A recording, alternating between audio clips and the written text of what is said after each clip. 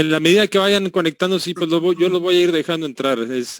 Por lo visto es muy sencillo, Bueno. nada más le presiono aquí que entren y entran. Bueno, vamos a empezar. Voy a compartir la pantalla.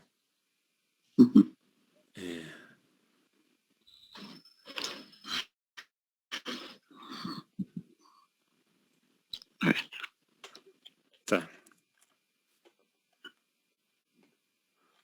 Bueno, ¿sí pueden ver la pantalla? Sí. Perfectamente. Ok, perfecto. Bueno, entendamos al ovni con la Ilíada y el tigre de Tasmania. ¿Cómo ven? Bueno. Durante los últimos 10 años han aparecido nuevos videos de supuestos objetos voladores no identificados. Estos han sido confirmados de manera oficial por el gobierno estadounidense y han sido punto de contención entre aquellos que afirman que estos no son más que invenciones u objetos fabricados por el hombre y otros que afirman que la Tierra fue visitada por alienígenas. Este ensayo pretende exponer cómo los testimonios e historias de la antigüedad como la Ilíada y el misterio del extinto tigre de Tasmania y los avances en el estudio de los exoplanetas nos pueden ayudar a entender este fenómeno más allá de esa dicotomía, para así empezar a formular un nuevo paradigma que abarque otras posibilidades no menos sorprendentes.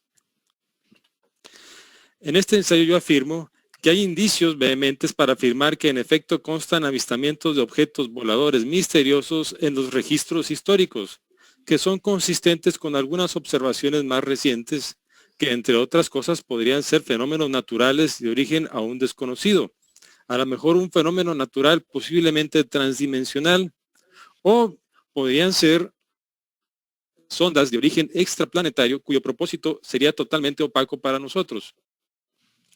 Verán, en el año 2017, periódicos como el New York Times y el Boston Globe publicaron artículos en los cuales describieron interacciones y observaciones entre pilotos de Estados Unidos y misteriosos objetos voladores que exhibían maniobras y aceleraciones verdaderamente extraordinarias. Estos artículos incluyeron testimonios de pilotos retirados y también afirmaciones de funcionarios de la Armada que expresaban su asombro e inquietud ante la impunidad con la cual estos objetos se movían en espacio aéreo restringido. El artículo se enfocó sobre todo en lo que ahora se conoce como el incidente Nimitz. El incidente Nimitz fue un incidente dentro de un periodo de al menos varias semanas en el cual la flota del portaaviones nuclear Nimitz, durante sus prácticas por la costa de California, observó por radar y otros sensores a misteriosos objetos que entraban en el espacio aéreo restringido con total impunidad e incluso permanecían ahí durante un tiempo prolongado, alejándose cuando mandaban aviones para observarlos para observarlos de más cerca. Durante lo que se conoce como el incidente Nimitz, el piloto de caza aeronaval, el teniente Fravor, o capitán de escuadrón Fravor, pudo acercarse a uno de estos objetos lo suficiente como para incitar de una reacción por parte del objeto, el cual maniobró para guardar su distancia y luego aceleró repentinamente y así desaparecer. Además, con estos artículos también se publicaron fragmentos de grabaciones de audio y video que recopilaron sensores de aviones de la Armada, en los cuales se pueden apreciar algunos de estos objetos y también se puede oír el asombro de los aviadores. Tenía la intención de compartir yo algunas de estas imágenes por el WhatsApp, pero no lo quise hacer para que luego las personas que quisieran conectarse a nuestra reunión, pues no quería que se confundieran, pero los puedo compartir por aquí. Ya después se los puedo mostrar si gustan. Esos artículos a los cuales yo hice referencia hace unos momentos, también expusieron cómo hasta hace poco, y durante hace más de 10 años, el Departamento de Defensa de Estados Unidos puso en marcha un programa llamado ATIP, que es el acrónimo para Advanced Aerospace Threat Identification Program, o sea, el programa para la identificación de amenazas aeroespaciales avanzadas. Todo esto con el objetivo de estudiar a fondo las afirmaciones que contaban sobre misteriosas incursiones a espacio aéreo restringido por objetos que podrían constituir una amenaza para la seguridad nacional de Estados Unidos. Aunque el programa estaba pobremente financiado y no contaba con muchas facultades, las afirmaciones de sus ex integrantes, como el experto en seguridad nacional Luis Elizondo, no dejaban ninguna duda respecto a lo extraordinarios que parecían estos objetos. Estos expertos incluso afirmaron que probablemente pudieran ser de origen no terrestre. El revuelo e interés que causaron estas revelaciones motivaron a funcionarios del gobierno de los Estados Unidos para que con el apoyo... un momento. Ahí está. Para que con el apoyo de congresistas y senadores como el senador Wright y Marco Rubio incluyeran en el presupuesto de defensa destinado para la recolección de inteligencia del año 2021 una cláusula que exigía un informe formal por parte de un nuevo grupo de expertos, conformados en un grupo diferente, el UAPTF, creado solo para este propósito, con todo y una partida de $22 millones para sus necesidades. Finalmente, el pasado 25 de junio del 2021, o sea, hace como una semana, ¿no? Hace una semana, el informe del DNI, o sea, del Departamento de Inteligencia Nacional, en su resumen, publicó su resumen ejecutivo y presentó algunas de sus conclusiones, las cuales se podrían resumir de esta manera. El número de incidentes en los cuales fenómenos aéreos sin identificar, el UAP, así les conocen en el idioma inglés ahora, el número de incidentes en los cuales fenómenos aéreos sin identificar fueron avistados y para los cuales se dispone de abundantes datos es muy limitado, porque no hay un sistema estandarizado para recabar información sobre avistamientos. Además de que muchos testigos oculares se rehúsan a hablar por razones culturales. Le temen a la ridiculización, a perder sus trabajos, a llamar la atención, etc. La UAPTF se limitó a estudiar los fenómenos aéreos sin identificar que fueron detectados por instituciones gubernamentales de Estados Unidos. La inmensa mayoría de ellos, organismos militares, entre el año 2004 y 2021. De los 144 informes analizados, 80 corresponden a fenómenos aéreos sin identificar que fueron detectados, ojo, por múltiples sensores, como radares, sistemas infrarrojos, sistemas ópticos, oculares. Más de uno. En pocas palabras, estamos hablando de objetos concretos. En 18 de estos incidentes, los objetos exhibieron características inusuales, como aceleraciones extraordinarias, emisión de ondas de radiofrecuencia, modulación de su apariencia, entre otros aspectos que sugieren una tecnología avanzada y, por lo tanto, un posible riesgo para los vuelos civiles y las Fuerzas Armadas, constituyendo así una amenaza para la seguridad nacional. La UAPTF no pudo determinar con certeza qué son estos fenómenos aéreos sin identificar, ni de dónde provienen, pero parecen seguir patrones de comportamiento y de ser de al menos 3 formas diferentes. Hay una diferenciación en formas y en su operación. Las reacciones no se hicieron esperar. Para muchos ufólogos, el informe de la UAPT fue más de lo mismo. El gobierno negando la existencia de fenómenos extraterrestres y continuando con su supuesta política de ocultamiento. Narrativa bien conocida gracias a numerosas películas y series de televisión, y no se diga los ufólogos. Los ufólogos son las personas que se dedican al estudio de este tema, o los ufólogos de muchos países del mundo. Aquí en México tenemos a uno muy famoso, Jaime Maussan. Por otra parte, para los expertos en seguridad nacional, las conclusiones del informe son preocupantes por otras razones.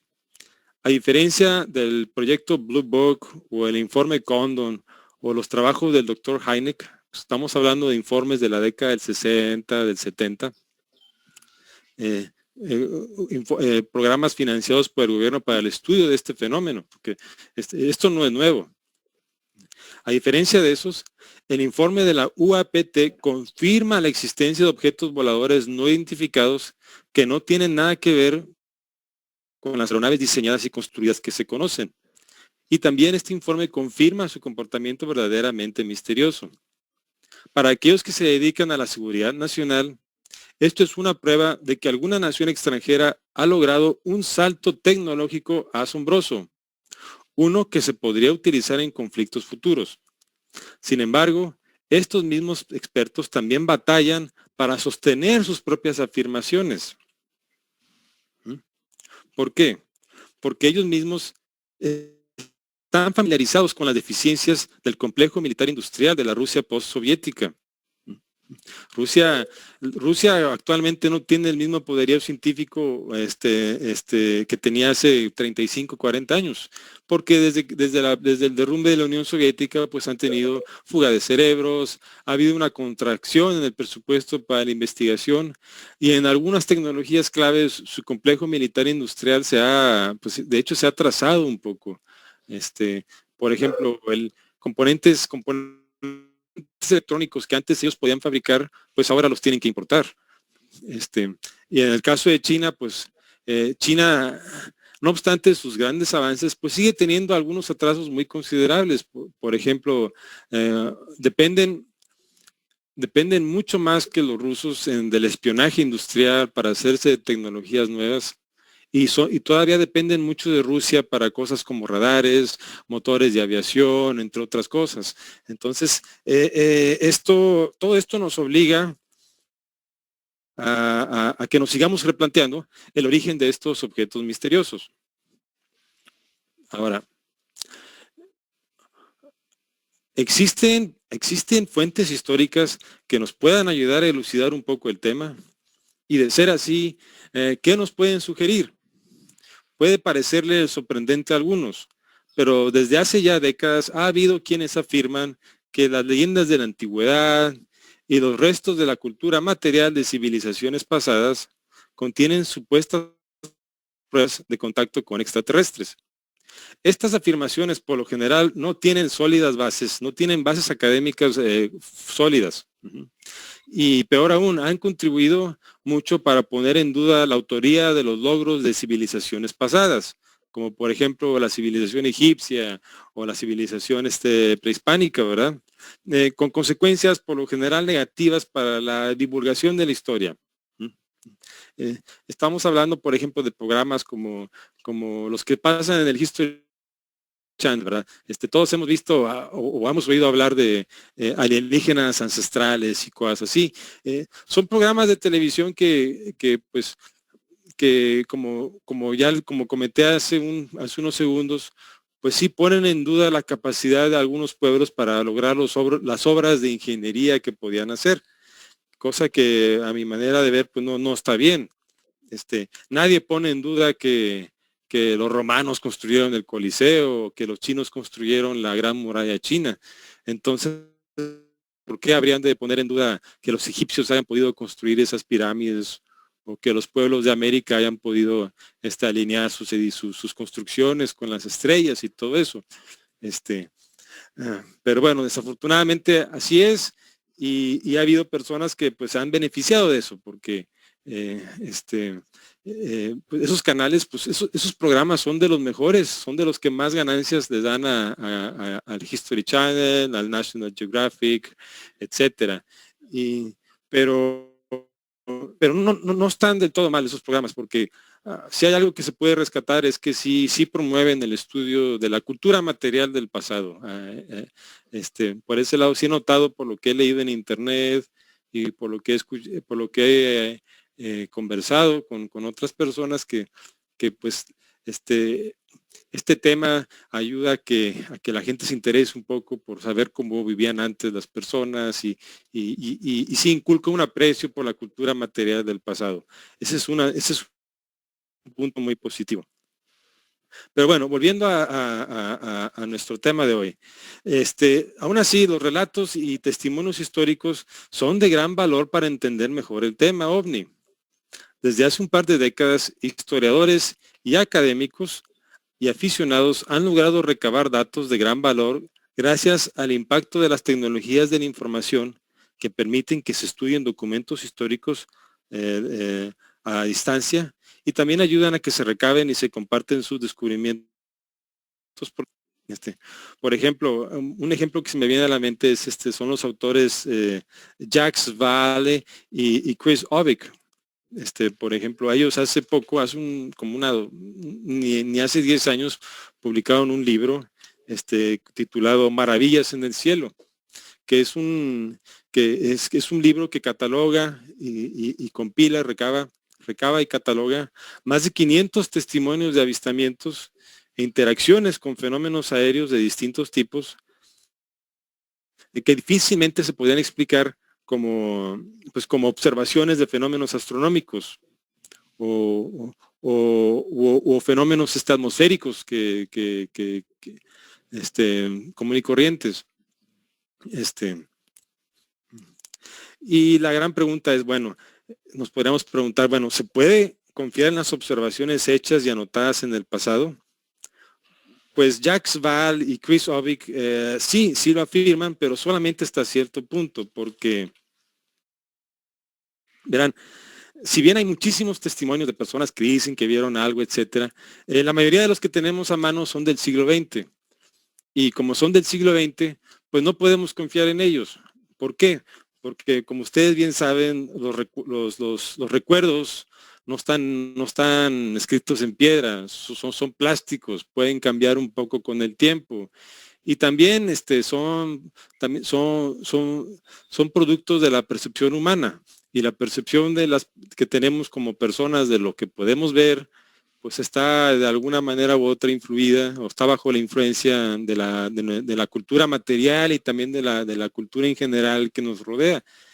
Y pues en el siglo XX, pues como ustedes bien saben, pues se han filmado incontables películas sobre ovnis, sobre extraterrestres, programas de televisión que fomentan esta teoría de que hay alienígenas, etcétera. El más conocido de ellos probablemente es el de los expedientes X. Y claro, además en el siglo XX pues tenemos grandes avances aeronáuticos que personas que a lo mejor no estén familiarizadas con la aviación pues podrían en un momento confundir un avión con algo que viene de otro planeta.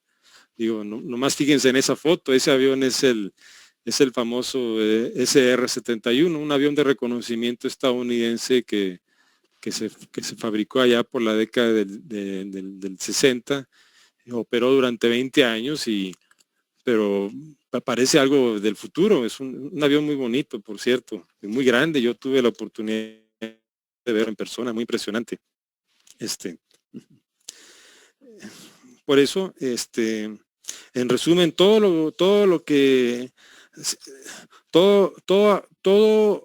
afirmación que dice haber visto algo raro en el cielo, que sea anterior a la segunda mitad del siglo XIX, pues vale la pena leer y vale la pena leerlos y ahí se me fue la palabra, leerlos y estudiarlos o apreciarlos.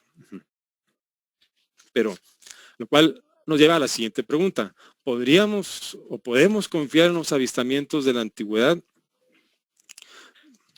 ¿Podemos confiar en los avistamientos de la antigüedad? Sí se puede. Verán, hubo un tiempo en el que el ovni, como lo conocemos actualmente, no existía. O sea, la gente no pensaba que hubiera extraterrestres o que hubiera naves en el aire, etcétera. No existía el concepto del ovni y tampoco existía las aeronaves. Por lo tanto, los testimonios de avistamientos de objetos en el aire pues podrían ser incluso hasta más fiables que los de ahora, más creíbles. Y eso no nos debe sorprender. Verán, mucho de lo que nosotros conocemos como historia, o sea, los sucesos del pasado, que, que la historia de Roma, la historia las historias, las anécdotas sobre los emperadores romanos o de la corte china, etcétera. Pues en realidad todo eso es una mezcla de leyenda con algo de religión y también mucha verdad. Los tres se entrelazan. Pero no obstante eso, todos esos relatos de la antigüedad pues son muy valiosos para propósitos históricos.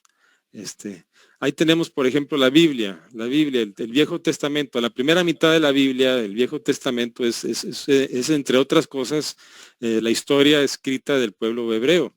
Ah, ah, o por ejemplo, la tira de la peregrinación, que, que relata la historia, es una de las historias que cuentan sobre cómo los aztecas llegaron al Valle de México, que tiene algunos elementos que sin duda son mitológicos, como el árbol que habla, pero no por eso podemos decir que todo es falso, al contrario, hay algo, debe haber algo de verdad ahí.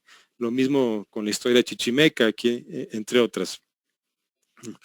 Pero vale la pena notar que todos esos relatos históricos se enfocan sobre todo en sucesos y en personas, pero no en objetos, lo cual nos obliga a preguntarnos, ¿se podría confiar en testamentos antiquísimos que hablan que describen objetos? Pues yo diría que sí se puede. Y vamos a poner, y como ejemplo, quise poner la Ilíada, que es la historia, esta famosísima historia de la Grecia micénica, que trata del deseo de venganza que tuvo el gran guerrero Aquiles después de que le mataron su mejor amigo en las afueras de las puertas de Troya. Para aquellos que no estén familiarizados con la Ilíada, pues esta es una historia que ocurre dentro del contexto de la guerra de Troya, en el año 1160 a.C., en la primer Grecia, en la Grecia original. Cuando la gente habla hoy en día de la Grecia, de la Grecia de la antigüedad, por lo general hablan, a lo que se refieren es a la Grecia de las estatuas, la Grecia de Alejandro Magno, todo eso es la Grecia clásica del siglo VII, del siglo VIII antes de Cristo, del siglo V antes de Cristo incluso. Pero antes de eso hubo algo que fue hubo un periodo muy oscuro de 4 o 5 siglos, cuando la cultura mediterránea, en todo el Mediterráneo, se destruye, se derrumba. Y antes de eso estaba la Grecia micénica. Y fue en la Grecia micénica que ocurre la guerra de Troya. Estamos hablando de un suceso de hace 3000 años. En ese tiempo ni existía el alfabeto griego. Nadie leía, nadie escribía casi. Y los sucesos históricos se guardaban a manera de poemas que se recitaban de memoria. Y de ese tiempo solamente sobreviven intactos la Ilíada y la Odisea. Sobrevivieron el derrumbe de la edad de bronce, sobrevivieron las catástrofes que duraron 200 años, hasta que por fin se pudieron poner en escrito ya unos 5 siglos antes de Cristo. Pero bueno, vamos a ver algunos ejemplos de la Ilíada. Cuando habla de objetos muy concretos que durante los últimos 100 años se han podido comprobar con los descubrimientos arqueológicos. Vamos a ver unos ejemplos.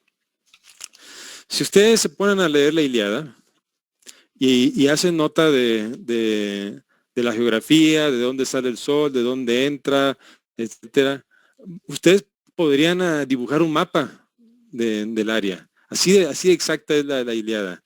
Y ese es un logro muy interesante, porque como ustedes pueden ver aquí, les voy a mostrar un momentito. La Ilíada no es cualquier cosa, es un libro bastante, pues, a lo mejor no muy grande para nosotros en la actualidad, pero imagínense, a ver, ¿sí pueden ver mi imagen o no? Claro. Ok. Es que aquí me parece que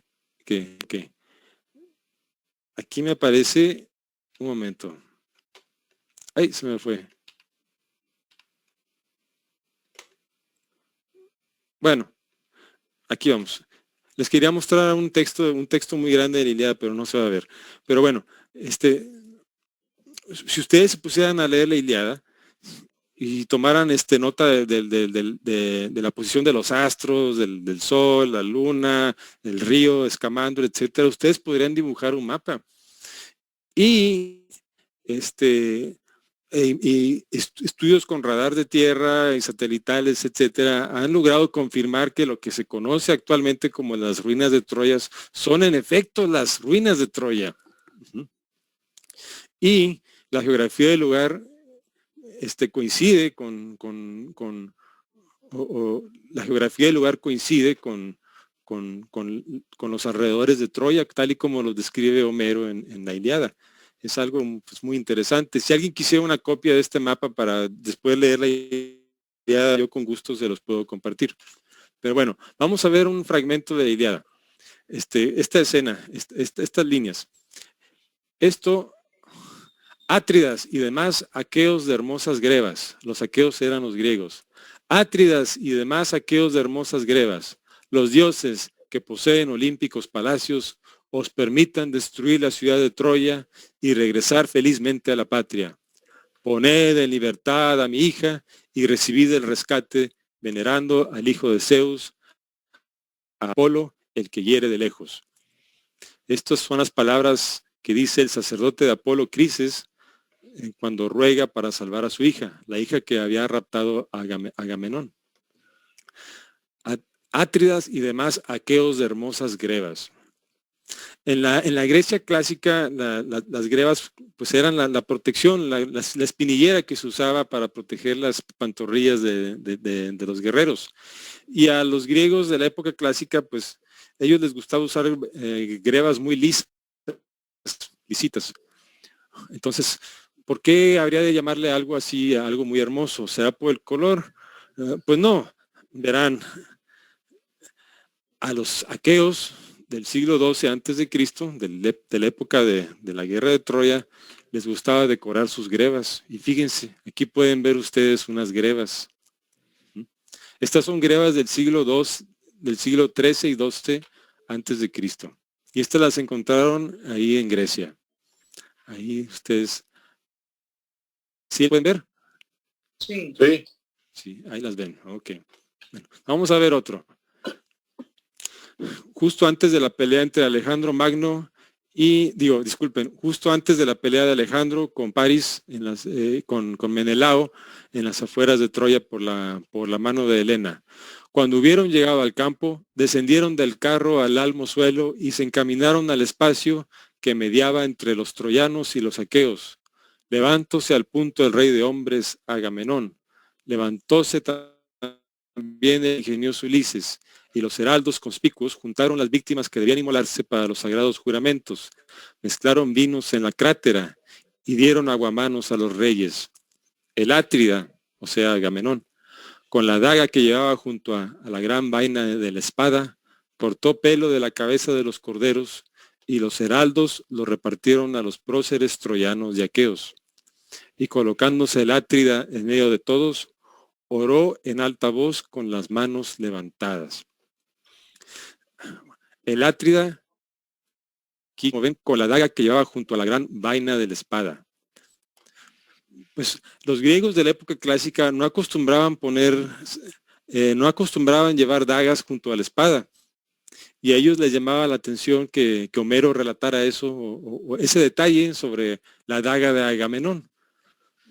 Pues hace 60 años se descubrió una espada del periodo de la Grecia micénica, unos 100 años antes de la guerra de Troya, con vestigios de su vaina, o cómo se le llama a donde se guarda la espada. Vaina. La vaina. Sí. Y que mostraba restos de otra vaina, una vaina más pequeña y decorada, que corresponde con el tamaño de las dagas micenas. Aquí pueden ver una reconstrucción. Entonces fíjense cómo ese detalle tan pequeño e irrelevante para la historia en general de la Ilíada, pues, se conservó a lo largo de los siglos. Este pequeño detalle de un objeto muy concreto. Bueno, otro más. Cuando los troyanos se retiraron a su ciudad y los griegos se repusieron sus fuerzas en el campamento que habían construido afuera, Odiseo o Ulises decide hacer una incursión de reconocimiento por la tierra de nadie. Y ahí Meriones procuró a Ulises arco, carcaj y espada, y le cubrió la cabeza con un casco de piel que por dentro se sujetaba con muchas y fuertes correas y por fuera presentaba los blancos dientes de un jabalí, ingeniosamente repartidos, una fila en una dirección, otra en otro, y tenía un mechón de lana colocado en el centro. Esta costumbre de hacer yelmos con cuernos de jabalí ya no se practicaba en la Grecia clásica. Y de hecho, pues, a ellos les parecía muy curioso que alguien se pusiera cuernos de jabalí en la cabeza. Pero a partir de más o menos mediados del siglo XX, en descubrimientos arqueológicos como el de Dendra, pues ya empezaron a aparecer estos restos de cuernos de jabalí, que probablemente se entrelazaban como se ve aquí en la imagen, y así hacían sus yelmos, con cuernos de jabalí. Fíjense, es un detalle muy interesante que sobrevivió hasta el presente en el libro de la Ilíada. Pero bueno, entonces, ¿qué nos quiere decir esto? Pues esto es confirmación arqueológica de algunos de los armamentos de la Ilíada. O sea, es confirmación arqueológica de cultura material que consta en los relatos. Estamos hablando de una asombrosa precisión a través del tiempo, porque pasaron siglos sin escritura, 4 o 5 siglos del oscurantismo después de que se derrumbó la edad de bronce. También sobrevivió a la evolución del idioma. Y no nos debe sorprender que estos detalles de armas se hayan recabado con tal precisión. Las armas eran objetos que causaban gran fascinación. Estas eran herramientas de vida y la muerte y también representaban lo último en tecnología. Por lo tanto, las descripciones más recientes, por ejemplo, descripciones en tiempos romanos o de la época medieval, que describan un objeto en términos de armas, pues también podrían ser creíbles. Al menos eso pienso yo. Ahora, vamos a ver rápidamente algunos avistamientos de la antigüedad. Los romanos eran muy rigurosos a la hora de anotar, a la hora de poner en escrito avistamientos de fenómenos estelares. Se les consideraba muy importantes. Y de hecho había procedimientos formales para que jueces o magistrados determinaran entre ellos si valía la pena poner algo en escrito. Porque en ese tiempo el papel era valioso, la palabra escrita tenía mucho valor y se sopesaba con mucho cuidado qué se iba a poner por escrito, ¿no? Vamos a escuchar algunos testimonios de romanos que logré obtener de un artículo que escribió Richard Stotter, un clasicista que escribió un ensayo muy interesante, nada más ni nada menos que para la NASA. Vamos a verlo. Un momentito, por favor.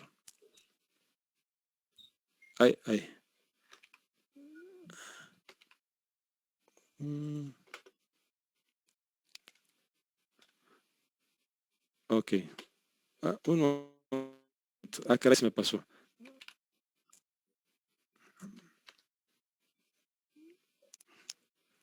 A ver, un momento. ¿Hay alguien que tenga alguna pregunta o que quiera aportar algo en lo que...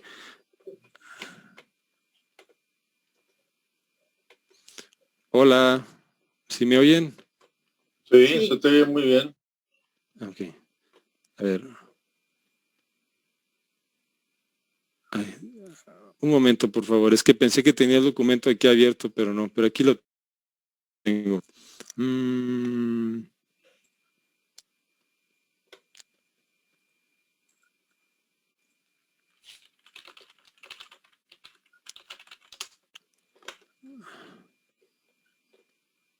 Ya pues. ¿Me escuchan? Sí, sí lo Sí. podemos escuchar. Sí. Los jabalíes no tienen cuernos. Me Colmillos. imagino que son colmillos Sí. utilizados como cuernos. Sí, discúlpeme, tiene Sí. toda la No, razón, no, son colmillos. Sí. Otro aspecto es que en el rancho teníamos lavamanos y no sabía que era una palabra tan antigua. Mátera. Pues para nosotros era lavamanos de peltre, Ok. más o menos lo que ahorita llamaríamos una especie de olla bandeja extendida de unos 40 centímetros, 40, 50 centímetros de peltre, y era lavamanos que se ponía en un aparato de madera que le decíamos aguamanil. No sé de dónde sacaron la palabra esa. Gracias. Muchas gracias por su observación. Bueno, vamos a ver. Aquí podemos ver el ensayo que escribió. Vamos a ver.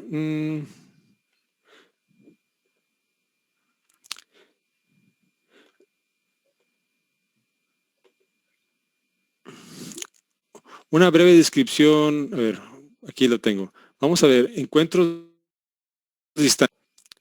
En un mundo ideal, los encuentros distantes se podrían separar en categorías día y de noche, pero solamente se puede hacer esto en algunos casos. El señor Stotety comenta esto.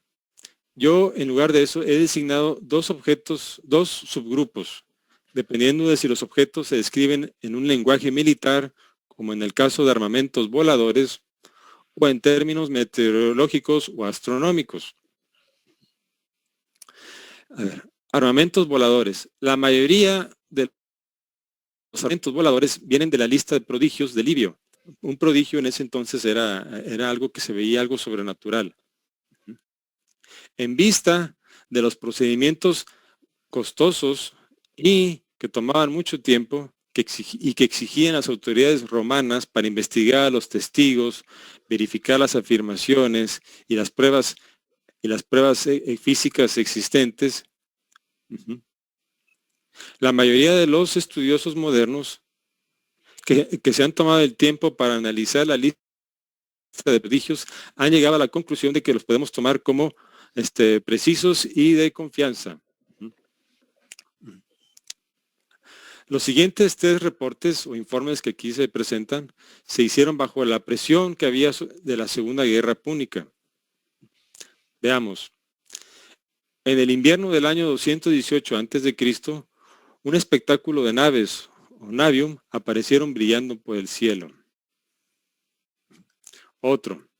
En el año 2017, en el año 217 a.C., en la comunidad de Arpi, aparecieron escudos redondos, parmas en el latín de entonces. Se vieron parmas en el cielo. Una parma era un escudo pequeño y redondo que se construía en su totalidad o en parte con hierro, bronce o algún otro metal. Otro caso, en el 212 a.C. se observó una enorme piedra volando por el cielo. Siguiente, en el 170, vamos a ver, en el 154 a.C., en la comunidad de Compsa, armas aparecieron volando por el cielo. Este término arma se refiere a armas defensivas, en particular escudos.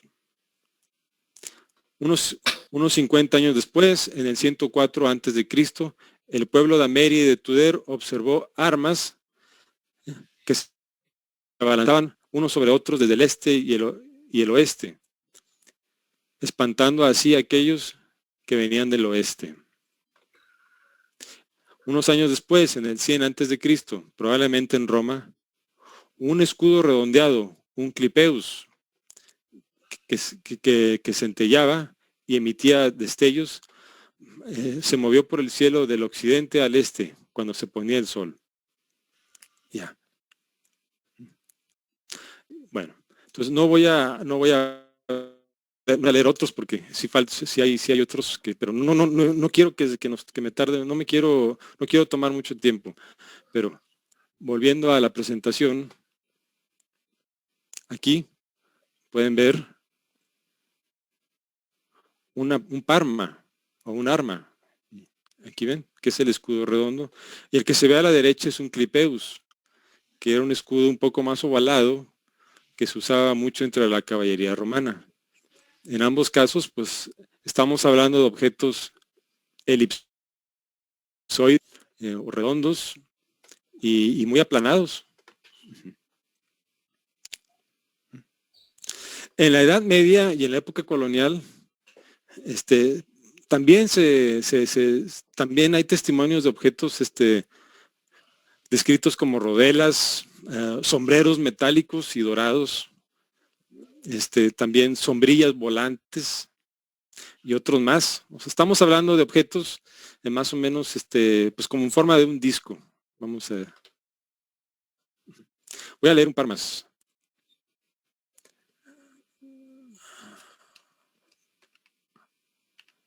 Que pues tiene la esperanza de que exista y de alguna manera eso ayude a reinvigorar o dar una luz de esperanza en estos tiempos en los que la degradación ambiental pues avanza y sigue avanzando. Otras personas pues tienen agendas personales, afirman que lo vieron para pues a lo mejor proteger un terreno o a lo mejor son propietarios de un terreno, de una propiedad y la van a perder y como por arte de magia alguien aparece afirmando que ahí lo vio, ¿verdad? Todo eso pues pone en duda si de veras lo vieron o no. Otros de manera categórica rechazan su existencia. Pero bueno, entonces, ¿cómo viene al caso esto? Pues, verán, muchos de los que afirman que vieron al tigre de Tasmania, son las mismas personas que afirman que, por ejemplo, podría existir Pie Grande, el abominable hombre de las nieves, el monstruo del lago Ness, etcétera. Pero la verdad es que hemos aprendido mucho desde tiempos de cuando se hacían mapas y se pintaban animales mitológicos en ellos para denotar áreas donde el hombre no había llegado ni conocía bien esos territorios. Hemos avanzado mucho desde entonces.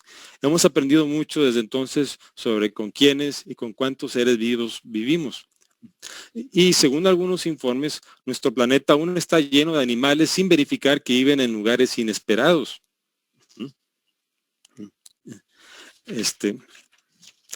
Muchos científicos creen que incluso hoy en día, en nuestra era de crisis medioambiental y cada vez más capacidades técnicas, se descubren más animales nuevos o que luego se extinguen sin que nosotros nos demos cuenta de que alguna vez existieron.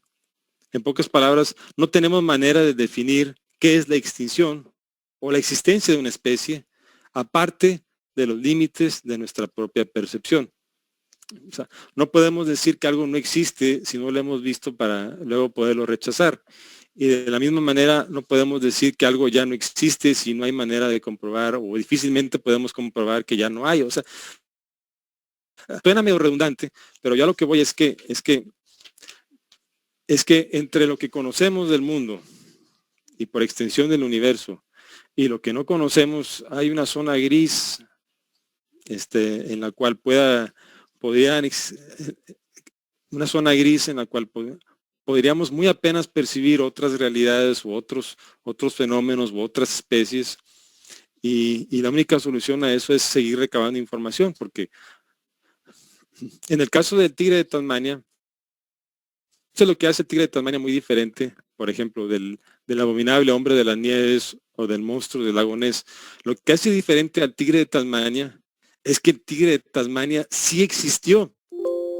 Y como sí existió, existe una posibilidad, por más pequeña que sea, de que todavía exista.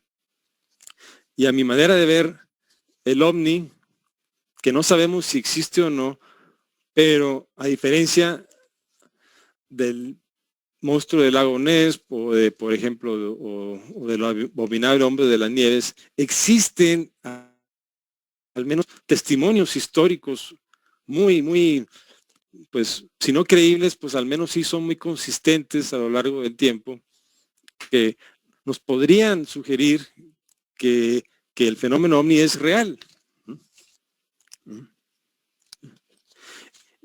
Y aquí tienen como por ejemplo una especie de un animal que se creía extinto de hace más de 120 años, un cotorro que vive, se la pasa la mayor parte del tiempo viviendo a nivel del suelo, que ya se daba por extinta, hasta que un fotógrafo de casualidad vio este cotorro muy bonito, le tomó la foto, y eso motivó a un trabajo de investigación o expediciones que confirmaron que ahí en Australia todavía existe este pájaro. Entonces, esto es para mí una invitación para que empecemos a, pues, a expandir nuestro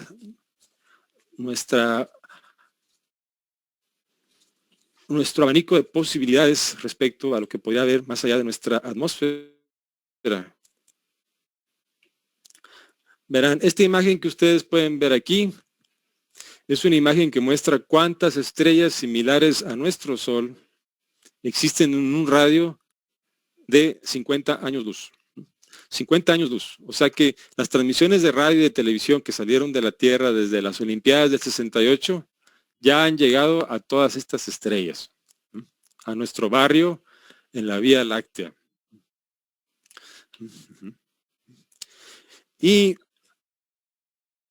los últimos 20 años ya se ha podido determinar, más allá de toda duda, que los planetas son más comunes de lo que se pensaba.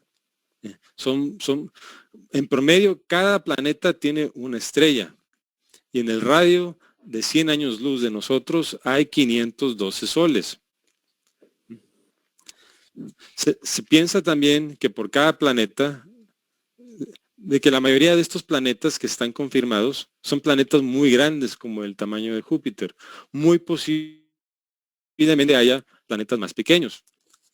Independientemente de su tamaño, a juzgar por la zona habitable alrededor de cada una de estas estrellas, los científicos creen que puede haber de 11 a 12 planetas habitables en ese radio que les acabo de mostrar. Y de 5 a 6 planetas en radios superhabitables. En pocas palabras, las historias de ciencia ficción que muestran planetas en otras estrellas se quedan cortas. Hay muchísimos más planetas allá afuera de lo que se pensaba. Entonces ¿qué podemos concluir? Pues que estamos en un punto de inflexión para entender el fenómeno ovni. Ahora sí, por primera vez podríamos pensar que tal vez sí son más reales de lo que nosotros quisiéramos. Que deberíamos de prepararnos ya moral y psicológicamente para los retos que esto nos podría plantear. Y yo también pienso que todo esto es prueba de que tampoco tenemos que temer. De ser cierto que hay extraterrestres que nos visitan, pues probablemente no hay nada que temer. Porque si tuvieran alguna intención mala, pues ya lo hubiéramos visto. Todo lo contrario, pareciera que somos objeto de curiosidad y nada más. No sé. Pues bueno, ya con eso quiero dar terminada mi presentación por ahora. Espero que les haya gustado. Aquí están algunas de las fuentes que yo consulté y me despido